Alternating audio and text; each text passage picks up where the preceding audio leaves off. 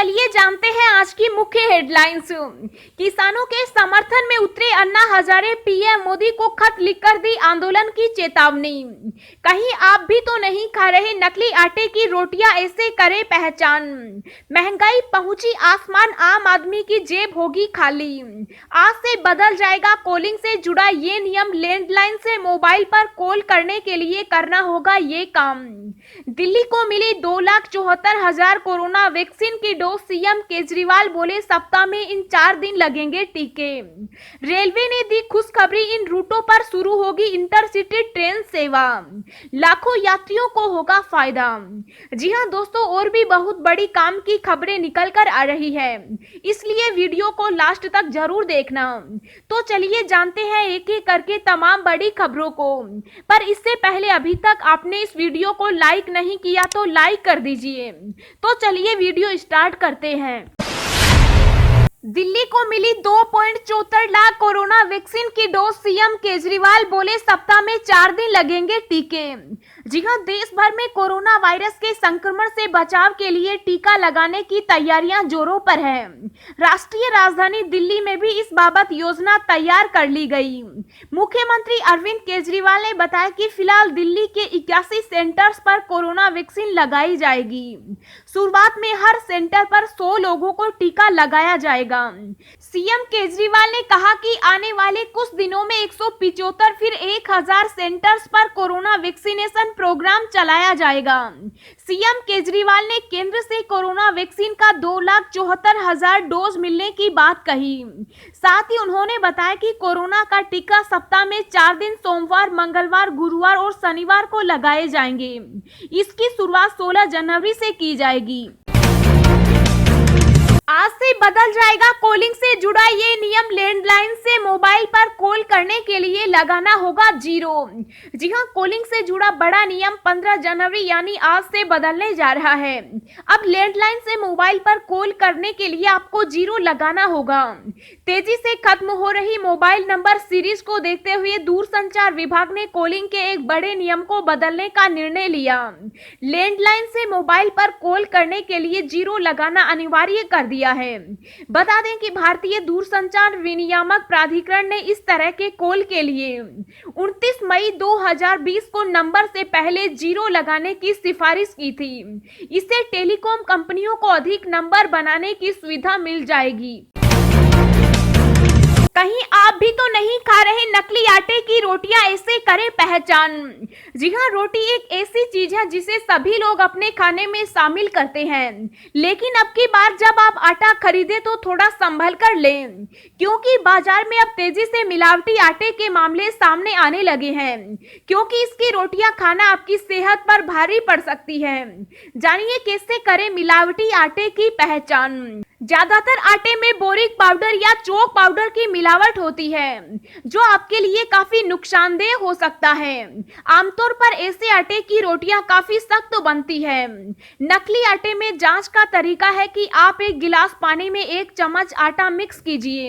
अगर आटे में मिलावट होगी तो वो तैरने लग जाएगा। नींबू के रस से भी नकली आटे की परख की जा सकती है।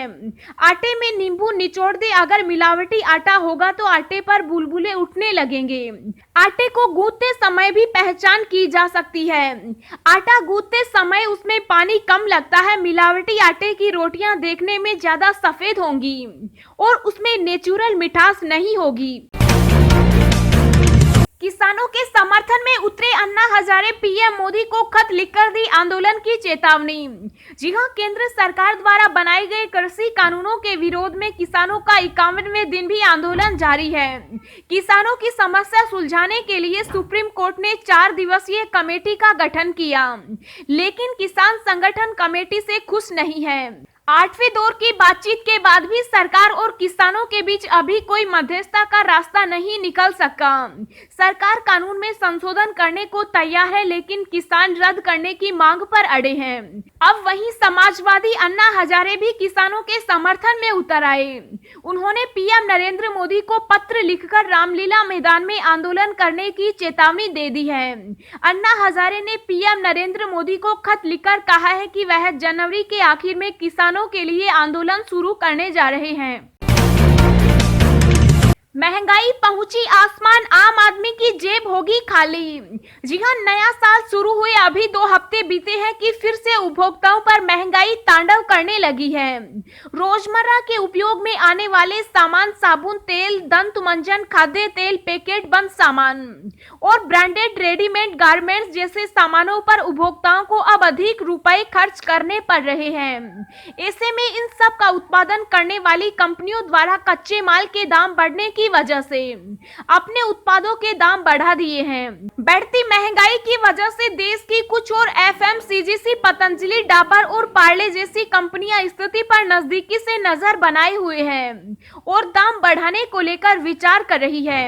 ऐसे में एफएमसीजी कंपनियों का कहना है कि उन पर महंगाई का दबाव है और इसलिए दाम बढ़ाने का निर्णय लेना पड़ा है, जिसकी वजह से उपभोक्ताओं को साल 2021 में बीते साल के दाम पर सामान मिलना मुश्किल होगा।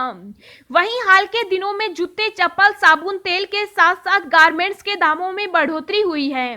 देखा जाए तो अभी हाल के दिनों में जूते, चप्पल, साबुन, तेल के साथ साथ गारमेंट्स और under garments, geyser, toothpaste, disposal bags जैसी रोजमर्रा की जरूरत का हर सामान के दाम बढ़ा दिए गए।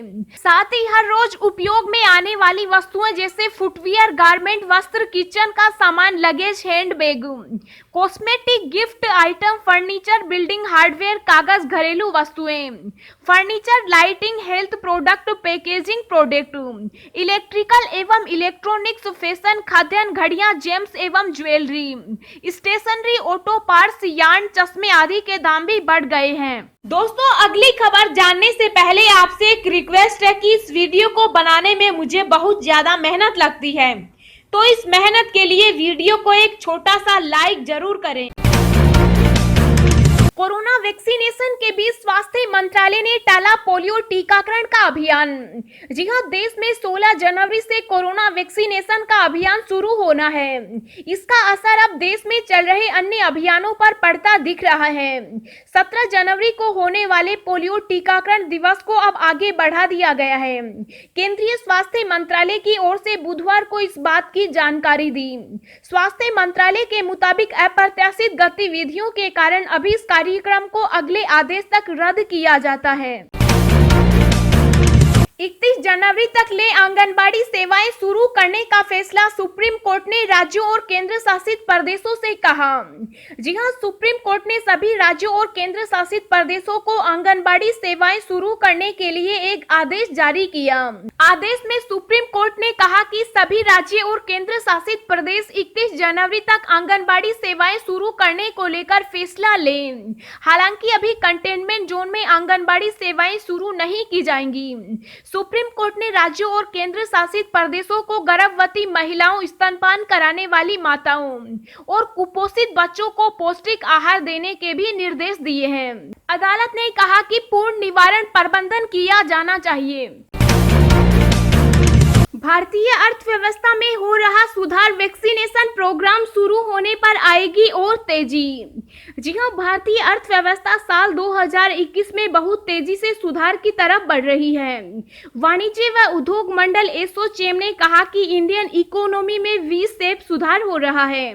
संगठन के मुताबिक उपभोक्ताओं का भरोसा लौटाने, वित्तीय बाजारों, मैन्युफैक्चरिंग और एक्सपोर्ट के मोर्चे पर की जा रही मेहनत के बल पर यह तेजी दिख रही है। साथ ही कहा कि कोरोना वैक्सीनेशन प्रोग्राम के शुरू होने से अर्थव्यवस्था में ज्यादा तेजी आने की उम्मीद है।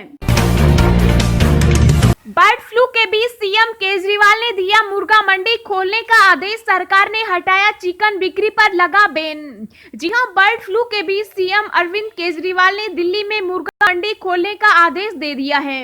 इसके साथ ही दिल्ली में चिकन बिक्री पर लगा प्रतिबंध भी हट गया है। वहीं बर्ड फ्लू को लेकर दिल्ली के पशुपालन विभाग ने बताया कि गाजीपुर में एशिया के सबसे बड़े मुर्गी बाजार से लिए गए सभी 100 नमूनों में बर्ड फ्लू नहीं होने की पुष्टि हुई थी। इसके अलावा उन्होंने कहा कि अस्पताल से लिए गए 4 सैंपल पॉजिटिव हैं और उन्हें भोपाल भेजा गया है।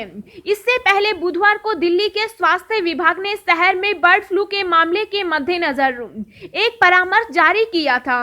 इस परामर्श में लोगों से नहीं घबराने और आधा पका चिकन, आधा उबला या आधा तला हुआ अंडा नहीं खाने समेत दिशा निर्देशों के पालन की अपील की गई थी। रेलवे ने दी खुशखबरी, इन रूटों पर शुरू होगी इंटरसिटी ट्रेन सेवा, लाखों यात्रियों को होगा फायदा। जी हां, कोरोना लॉकडाउन के कारण पिछले साल अचानक थम गई भारतीय रेल अब तक पूरी तरह सुचारू नहीं हो पाई। हालांकि धीरे धीरे काफी हद तक ट्रेन सेवाओं ने गति पकड़ी है और जरूरत के अनुसार रेलवे की लगभग सभी जोन में कई सारी ट्रेनों को स्पेशल बनाकर चलाया जा रहा है। अब इंटरसिटी ट्रेनें भी शुरू की जा रही है। कई चरणों में लाए गए अनलॉक के दौरान ही भारतीय रेलवे की ओर से विभिन्न रूटों पर मांग के अनुरूप ट्रेनें चलानी शुरू की गई।